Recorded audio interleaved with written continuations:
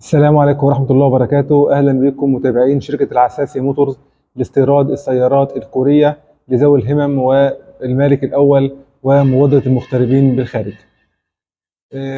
النهاردة حابين نتكلم معاكم عن سؤال جالنا كتير، سواء على رسائل الصفحة أو على القناة بتاعنا على اليوتيوب. السؤال اللي قرر بيقول: إيه الفرق ما بين السيارات الاستيراد والسيارات الوكيل؟ احنا حابين نوضح ان هو مش فرق واحد او مش اختلاف واحد، هو في مجموعه اختلافات او مجموعه فروق. اول فرق وهو الجوده. الجوده سواء في الموتور او في الفتيس او في العوامل الامان وعوامل الحمايه والسكيورتي، دي كلها بتكون في السيارات الاستيراد اعلى بكتير من السيارات اللي موجوده عند الوكيل. دي رقم واحد. طيب، رقم اتنين وهو السعر. في فرق في السعر. طيب، الفرق في السعر ده يكون لصالح مين؟ يعني مين اوفر؟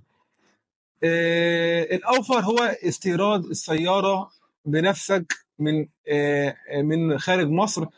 سواء سيارات كوريه او المانيه، اي سياره انت حابب تشتريها بتكون اوفر في حاله الاستيراد عن حاله الوكيل. طب النسبه بتكون قد ايه؟ حوالي 10%، وقد تزيد النسبه او الفرق ما بين الاستيراد والوكيل. طيب، الفرق ده او ال 10% دي ممكن تزيد، يعني ممكن يبقى 20% او اكتر. طبعا كل ده بيتوقف على حاله المورد او اللي انت بتشتري منه.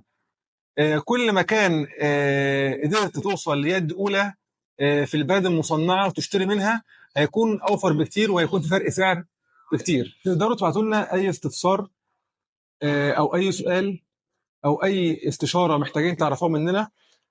كل ما يتعلق باستيراد السيارات الكورية من كوريا، اليد الأولى، سيارات الملك الأول، سيارات المغتربين، سيارات ذوي الهمم. الأنواع، الأسعار، إيه هي إجراءات الاستيراد؟ هل ممكن إن العميل يخش على موقع من مواقع السيارات في كوريا ويختار سيارة وإحنا نوفرها له؟ طبعا ده متاح. هل ممكن إحنا نوفر له سيارة؟ متاح. كل ما يتعلق بالسيارات أو باستيراد السيارات تقدروا تسألونا وإحنا نجاوبكم، سواء على رسائل الصفحة أو على قناتنا على اليوتيوب. مستنينكم.